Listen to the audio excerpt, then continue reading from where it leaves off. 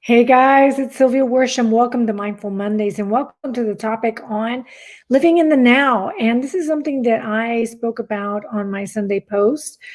And I really wanted to do a live video on this because I think it's so important. Most people are living in their past or time traveling to the past and staying there, or they're obsessing about their future and they're forgetting about the now, which is your present time. And it's where God lives in his present and where you can find him to guide you. So one of the things that I wanted to talk about was a story from this weekend. I was driving my mom's dog, the 6-hour drive from Austin to South Texas. And now, mind you, Chabelo is a very anxious dog. So we had to kind of give him something to tranquilize him, but still we get to San Antonio, Texas, and the traffic just completely stops. And I honestly thought initially, wow, this must be, like a 15-minute delay. Well, 15 minutes turned to 30 and 45 and an hour 30 and an hour 45. And I could have easily had the attitude of like, oh my God, what's wrong with you? What's wrong with traffic? Like, what's going on here? And I could have gotten caught up in the fact that I had a very anxious dog next to me. He kind of kept staring at me like, I want to get out of here type of look. And I could have gotten fearful and nervous and done different things. But you know what I decided to do? I decided to use the law of focus and focus on the opportunity this presented itself for me versus the challenge. Obviously, I had a challenging, anxious dog next to me, but the opportunity was I had 2 additional hours to be by myself. When does a mother of 2 and busy mom like me get 8 hours by herself? Rarely, unless I'm asleep. And even then, I'm in the same bed with somebody else. So you know what I mean? I'm never truly alone. So 8 hours by myself is actually a good thing. It's an opportunity I had to spend more quality time with my dog, who it's not my dog, it's my mom's dog.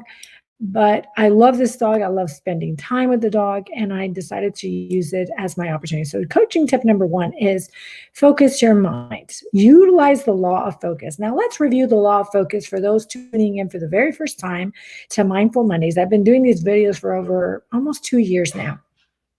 They were initially called Focus Fridays. Now they're called Mindful Mondays. So the law of focus is this: what you focus on, you find. What you focus on grows. What you focus on seems real. And ultimately, what you focus on, you become. So I decided to focus on the opportunity. It presented itself. I looked up at the sky and immediately thanked God for it. And focus and gratitude almost always go hand in hand. Gratitude, much like focus, shifts your perspective and your attitudes and your thoughts. And ultimately, it starts to shift your subconscious programming because you are using your conscious mind, the mind you're using right now, which is where your thoughts and your self-talk and your attitudes are stored, to make a choice. You are making the choice to listen to my video right now. I made the choice with my conscious mind to stop it at the thought of like, what did you think was going to happen? Like, what's wrong with you? You should have taken a different route. I stopped it at the thought before it became a feeling. Because once it becomes a feeling, guys, you know what happens when you have a very strong feeling in you? You know you're going to react. And usually it's on automatic.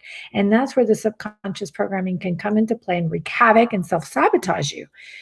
But when you stop it at the thought, at the self-talk or the attitude, you're at a very good point to make a change for your life and make a good change in your life and start interrupting the patterns of behavior that sabotage you and allow you to then live in the now. Forget about worrying about what's happening, that you're not going to get to where you're going. You're already worrying and obsessing of the future. Living in the now means that you stop and interrupt it and you give thanks in the moment and you truly soak life in. And let me tell you guys, once I interrupted that initial thought that wanted to start in my conscious mind, I was very joyful from that point on. I listened to my music, I danced, I played with his ears, and I love doing that, by the way. And he stayed calm despite us being stuck in traffic for 2 additional hours. So instead of driving for 6 hours, it turned into an 8-hour drive. No big deal. No big deal. And last, like I said, I was very, very grateful. One of the tips I'll leave with you on that, and that's the third and final tip, is at the end of your week, Focus on all the beautiful things that happened to you that week at the end, like on Sundays. Truly reflect on it and be grateful in your post to yourself. And let me tell you, that shift starts to occur very consistently thereafter. If you're consistent and intentional with being grateful, with focusing your mind on the opportunity versus the challenge, the lessons learned versus how it went bad for you. And lastly, stop it at the thought, self-talk, and attitude, because those are things that you can consciously do on a daily basis. I'm Sylvia Worsham, your host of Mindful Mondays. Thank you so much for tuning in to Living in the Now. Enjoy your life, guys. Stay safe. Love you all. See you next week. Bye now.